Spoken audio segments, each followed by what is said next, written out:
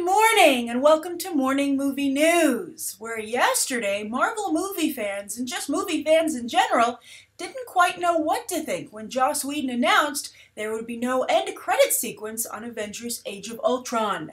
Why the heck not? Well, Whedon says on the one hand he didn't think he could top the shawarma scene he had last time, and then on the other hand there wasn't anything in particular he wanted to accomplish with the end credit sequence. So he wanted to make sure that we all knew that, so we wouldn't sit in the theater through all the credits only to be greeted by nothing. Now there's a little bit of a flaw in this plan in that many people won't have seen this announcement that there isn't going to be an end credit sequence, especially because Avengers Age of Ultron appeals to such a wide demographic of people who many don't usually go to the movies. It's not all hardcore movie fans.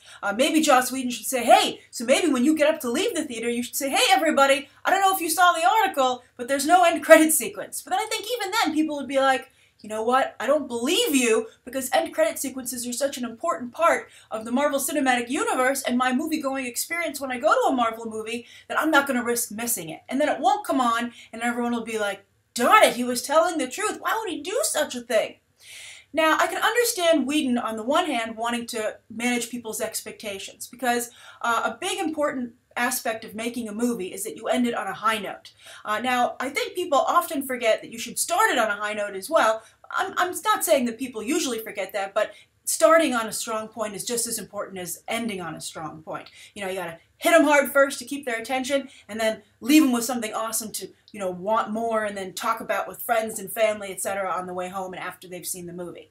But the ending is the most important. If you can get people into the movie and they don't leave, you want to make sure it ends on a high note. And a really good example of that is Napoleon Dynamite.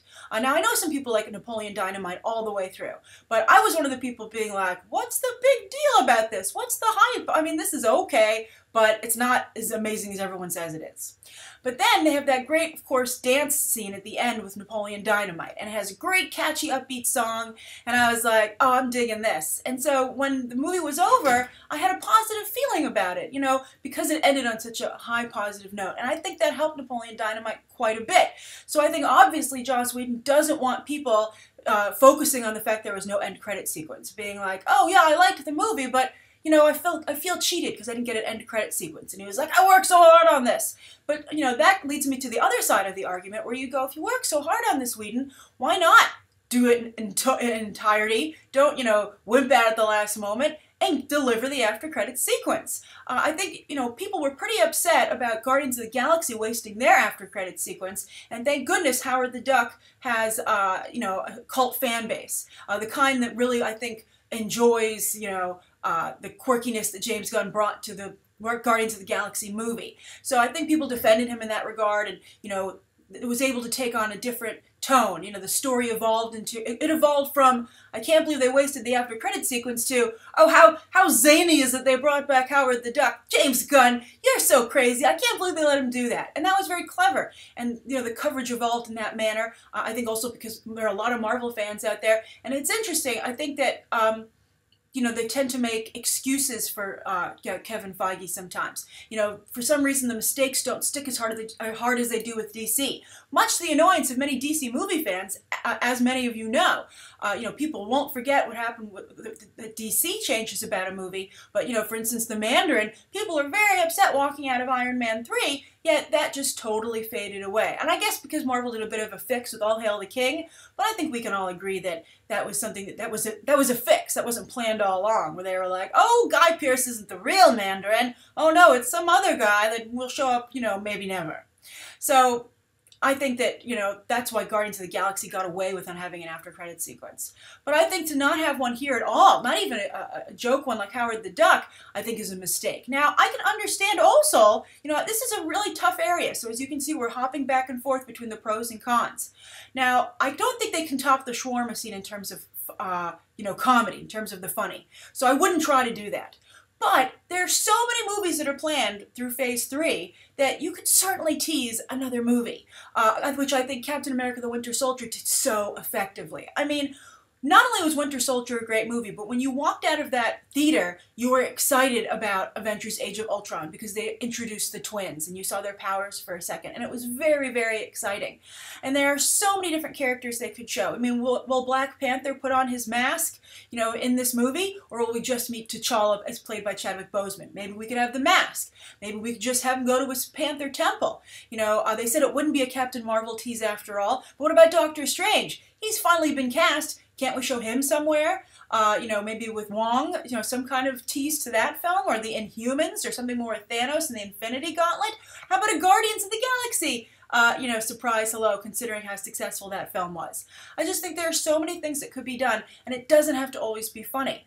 Now, I think what is kind of nagging at me and is on the edges of this whole conversation is whether or not this is because this is Joss Whedon's, goodbye, right? He wants to put a button on it. He's like, there's no continuation for me. I'm out of here. Good luck, everybody else. And Marvel's like, we have the Russo brothers. We'll be fine.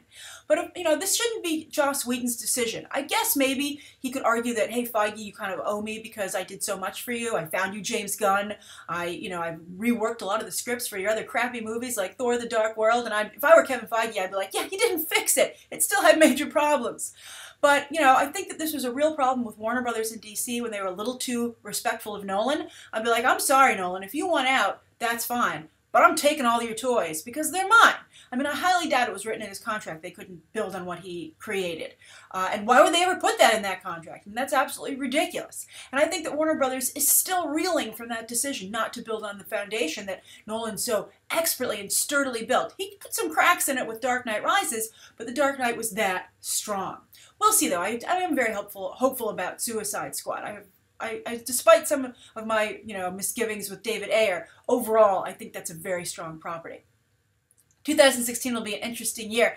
Everyone thinks it's going to be about Captain America: Civil War and Batman v Superman, but it could very well turn out to be Deadpool and Suicide Squad's year. I find that very, very interesting indeed.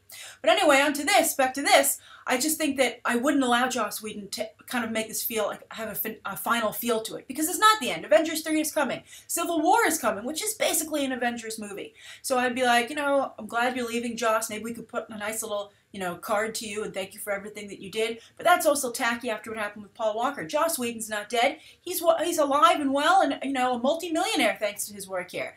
And a whole, lucrative career potentially in front of him if he makes the right choices.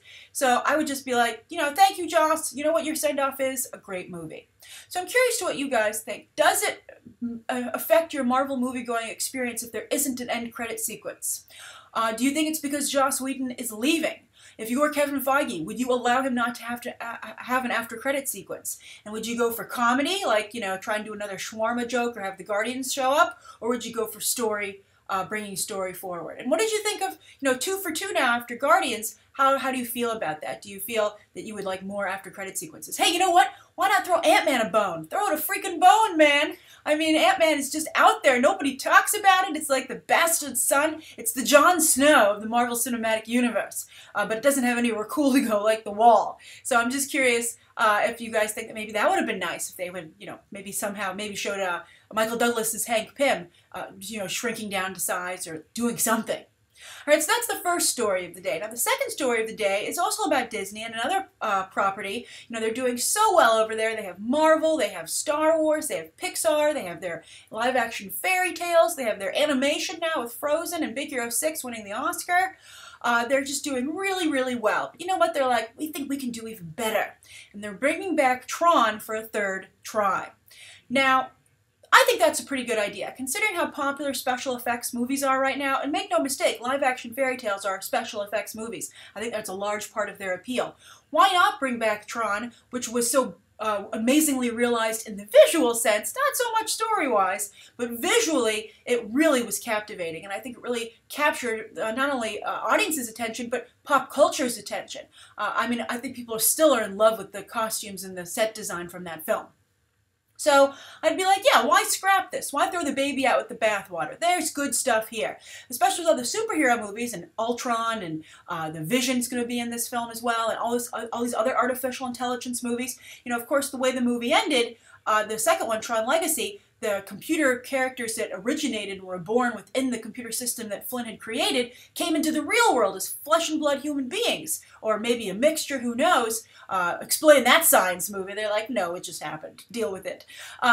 So, you know, I can see maybe they can hack into machines, maybe they can fire blasts with their fists, who knows what they can do. You could maybe have a more realistic interpretation of superheroes. So I think there's a lot there. But they're not, you know, it's not just about throwing the baby out with the bathwater. They're keeping everything. They're keeping the baby and the bathwater, because they're keeping the original cast, and they're keeping Joseph Kosinski, who directed that mess the second time around with Tron Legacy.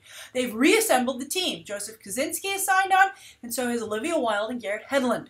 Now, when Olivia Wilde and Garrett Hedlund made Tron Legacy, they were on their way up. Everyone was like, oh, this is new hot talent. What's going to happen with their careers? And now we know what happened with their careers. They went absolutely nowhere.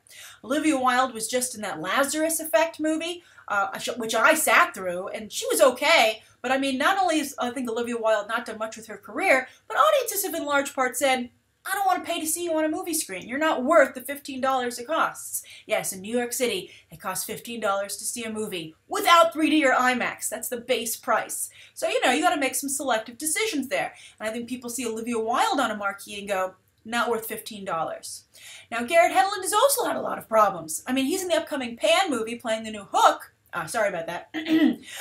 Playing the new Hook, and he looks pretty good from the trailer, but I think he's still a really big question mark over that movie, with people being like, well, I like Hugh Jackman, but I don't like Garrett Hedlund. I haven't liked him in anything. He hasn't done well at all.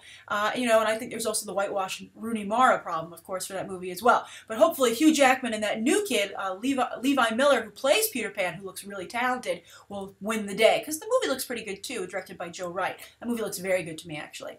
But I don't think Garrett Hedlund is going to bringing anybody into the theater. So I would be like, well, you know, maybe they reprogram the way they look or something. You know, I would try and get different people into the film. I'd be like, well, I want Jeff Bridges back somehow. I'll find a way. And then maybe we can talk about other computer people who've come into the world and have their own agenda, because that's what the story is going to be. It's going to be called Tron Ascension, and it's going to be about other computer beings called ISOs, as you might recall, coming into our world and maybe how things work. And, you know, we have a new class of people, and, you know, there's only one Earth, etc., etc. So I think that it's a perfect opportunity to bring in somebody else. And Kosinski, you know, I think he was the real problem. And when I saw Tron Legacy, I'm curious, who here liked Tron Legacy? I liked half of Tron Legacy. When I saw Tron Legacy, I liked it all the way up through the breakout from the arena. Up until that point, I was like, this is one of the best movies I've ever seen. It's the new Matrix. It's amazing. But then it got just absolutely horrible. To the point where when Michael Sheen showed up, one of the people I was seeing it with leaned over to me and said, Michael Sheen just ruined his career. And you know what?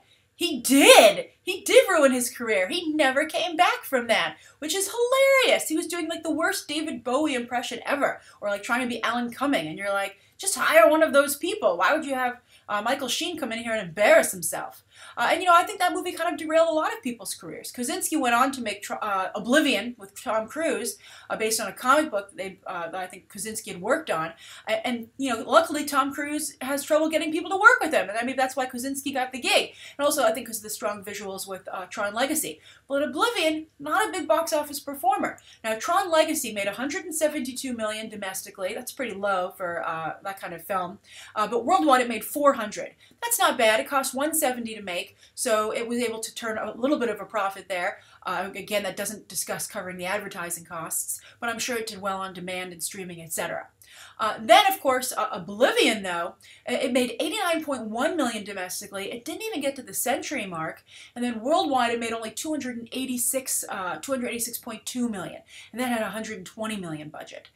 So that did not make its money back. I mean, no, it did. It just also a very limited profit. Basically, for those of you who don't know, you have to basically double your budget to break even. That's how it works in the movie-making business, and that's why they're getting killed by such ridiculously large budgets. So Kosinski, I think, has yet to prove himself. I think he's actually proven that he is not very good at what he does. And maybe he should be just a production designer. I mean, Robert Stromberg did a great job crossing over from production design to directing, but I think that Kosinski might want to think of, you know, go in the other direction. So I'm curious to what you think. What were your thoughts on Tron Legacy? Would you be interested in Tron Ascension? And would you be interested in Tron Ascension with the same creative team? Or would you be like, I'm interested in this idea, but I like different people? Alright, so the third story of the day has to do with another director who seems to have gotten himself in a bit of trouble, and that's Olivia Wilde, the director who did La Vie en Rose, one of the best movies I've ever seen. It won Marion Cotillard the Oscar for Best Actress, introduced her to the worldwide market for films, and made her a Hollywood favorite. And he did a wonderful job with that film. If you haven't seen La Vie en Rose, I 100% recommend that you watch it. It's in French, you'll have to read subtitles, but it's worth it. But just note that it's extremely, extremely long. It's like 3 hours or something. I didn't know that when I watched it. I turned it on like late in the evening. I was like, I'll try this. And then I was like, holy crap, I got like an hour to go and it's past midnight. But it was worth it. I loved it. It's so good. And it's still, I think, to date, Marion Cotillard's best performance. But anyway, of course, it's so important when you have a big movie like that what your follow-up film is. And it seemed like things were going very well for Olivier Dahan because he got to work with Harvey Weinstein on a little film called Grace of Monaco about Grace Kelly when she had become a princess living in the country of Monaco. And of course, that was a very difficult marriage and a lot of stuff to write and explore there. And that's key because Harvey Weinstein wanted to make this movie because he felt he had a great script. It was written by, I have it written down here, let's see here, Arash Amel, and Harvey has described it as kind of like the King's Speech, where it was a really important moment in a historical figure's life and how it kind of was able to define them and really, or was a defining moment in their life. And so he felt he had one for Grace Kelly. And that's how he got Nicole Kidman to sign on, etc. And then he got Olivier Dahan, and I'm sure he felt, hey, he did a great job with Marion Cotillard and La Vie en Rose. He's a great choice for this. But to hear Harvey Weinstein tell it, when Olivier Dahan got on set, he totally threw the script out the window and created something that, not only could the screenwriter, Arash Amel, not even recognize, but that Harvey Weinstein had no interest in distributing. So Harvey, as everybody knows at this point, because this was very widely covered in the press, because Olivier Dahan made it very public that he was unhappy with the way things were progressing, Harvey Weinstein teamed back up with the screenwriter. They fixed the movie in post as best they could, and they were going to release that cut that wasn't the director's cut. So this was a big problem at Cannes. They were arguing about when they would distribute it, and it was just a disaster. And Olivier Dahan was very vocal. It looks like Harvey Weinstein had the last laugh, and he got his revenge on Dahan because even though Grace of Monaco has been released overseas theatrically, here in the U.S. it will air on Lifetime. Now, with all due respect to Lifetime, that's just a little bit too far for this kind of film to fall. Lifetime, by the way, I think is doing a pretty darn good job with their programming these days. Devious Maids was really good, although they would have had a real coup with that Will Ferrell and Kristen Wiig movie that for some reason, because it leaked, they decided they didn't want to do it. I thought that was pretty selfish. But, Lifetime's clearly trying to, they see how much cable is progressing and how cable has actually become the premium television of today, totally eclipsing the networks, and Lifetime wants in on that. I think they're being very aggressive. They just started a series with Christina Ricci, and of course they wanted to have that Ferrell and Wiig movie, and now they're getting this Harvey Weinstein, Nicole Kidman film. So it's good for Lifetime, but obviously it's incredibly embarrassing for Olivier Dahan and I think Nicole Kidman. Now Kidman should have known better. When she was on set, maybe Dahan talked her into this being awesome, but she should have called Harvey immediately from her trailer and been like, you gotta get over here. He's gone AWOL. He's gone rogue. I don't know what we're filming. It's a disaster. Maybe she just got caught up in the artistry of it all. As we all know, Nicole Kidman is a big fan of like very artistic, independent film, like Stoker, etc. And that doesn't always work out for her so much. She did, with Lars von Trier. That blew up in her face.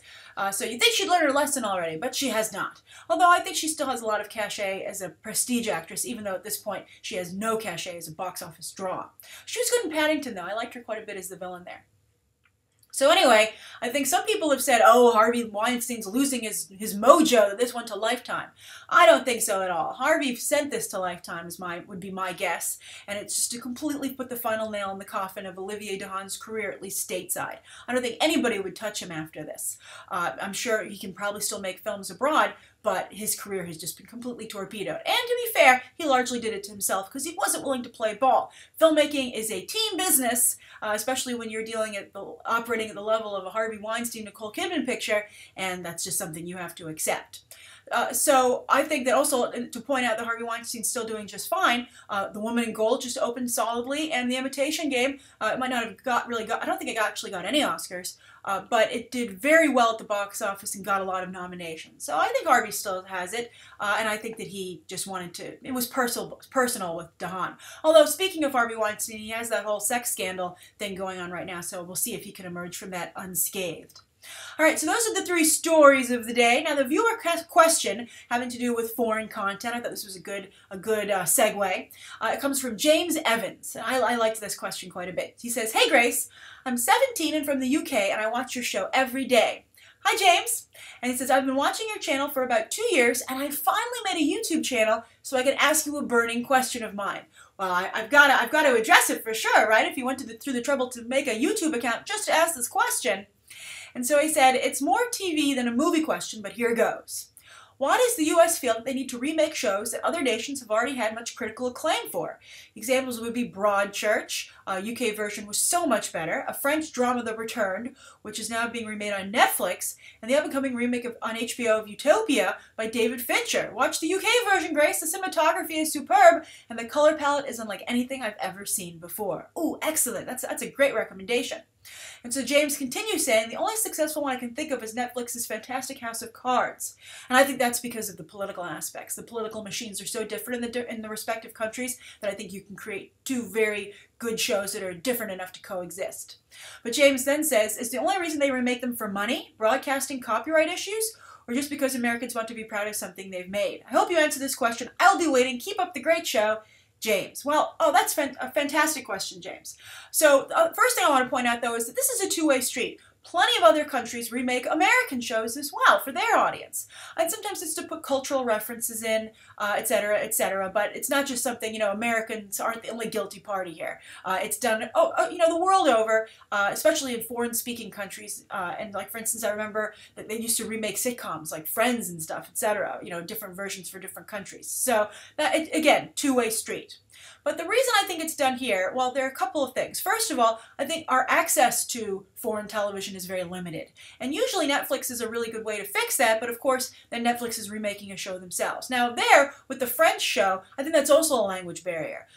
For some reason, people on large are just not willing to watch black and white stuff or subtitled stuff. So they're not going to watch a TV show in a foreign language. So that's a big reason those kind of shows would be remade.